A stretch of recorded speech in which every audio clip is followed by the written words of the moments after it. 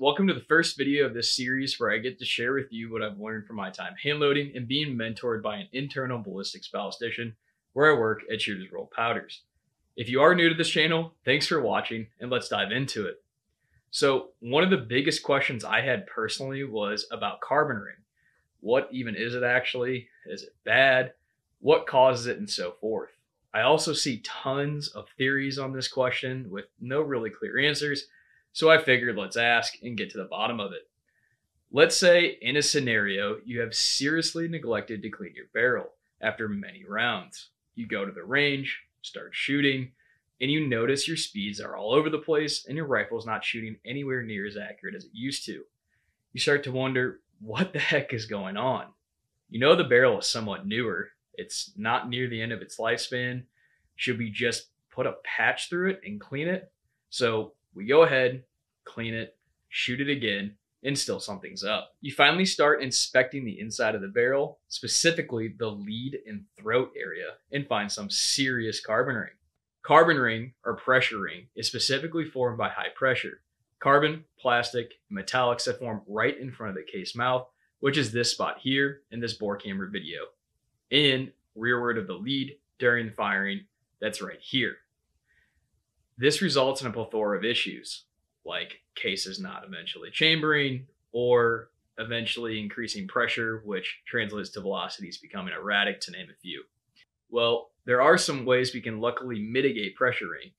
Some of the reasons it forms is because of poor cleaning methods, metallics left over in the case, soft jackets, worn throats, or the biggest culprit, which is trimming.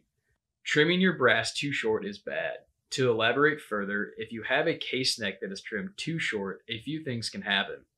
Since a lot of pressure is concentrated at the case neck during the firing sequence, any materials like brass shavings or other material under high pressure is essentially flash forged in that area and ends up looking like this.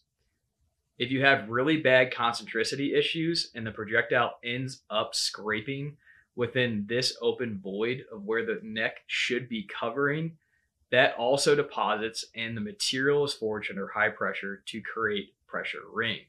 In other words, the shorter case is going to cause more metal deposition by way of scraping and heat and will deposit in the area of where the neck should be. In order to figure out how short is too short, we should talk about chamber lengths. So even though your manual has advised of a specific trim length, and depending upon the situation where you might just trim all your brass to the shortest length in your pile, it can increase pressure ring. So in order to figure out where you should be trimming brass, you should take a look at your chamber overall length. If you have the print and don't know how to read it, it is this measurement from here to here. If you don't want to call your smith and have them send in every single chamber print for all of your rifles, you can use this little $6 gauge here from Brownells, which we will show here how to use in a bit. So now that we know what causes pressure ring and what pressure ring is, it is advised to trim your cases when you are within 0.005 inches or 5 thousandths of your max cartridge length. With that being said, let's get into using this little chamber length tool. The first step is to size a case and remove the primer. Next, trim the case neck really short. It's advised to trim 0.100 inches shorter than the published trim length. However, I had to trim a little shorter for my rifle here. After we trim, you're going to chamber and deburr the case mouth. After you've done that, we're going to insert the gauge into the case mouth and seat it until the overall length is measured approximately 0.100 inches greater than the published trim length for the cartridge you are working with. After the gauge is seated in the case mouth, insert the case into the gauge and close the bolt on it. Don't worry, this isn't going to hurt your chamber. It's made of 12L14 soft steel as per Brownell's description. Now, open the bolt slowly and remove the case carefully. Measure the overall length of the case, and now you have your chamber's max overall length.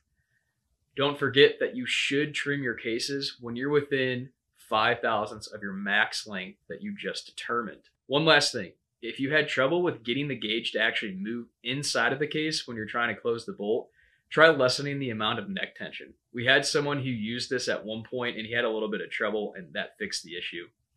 To recap all we talked about, pressure ring is made worse by trimming far too short. Pressure ring is formed by high pressure, carbon, plastic, metallics that form just in front of the mouth of the case and rearward of the lead. And that's it. Thanks for watching, and we will continue on making some videos on topics related to internal ballistics as we keep going. If you liked this video, please consider subscribing and leaving a comment about your thoughts on what we did or how we could do better.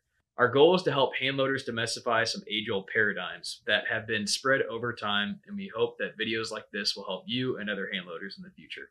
Thanks again.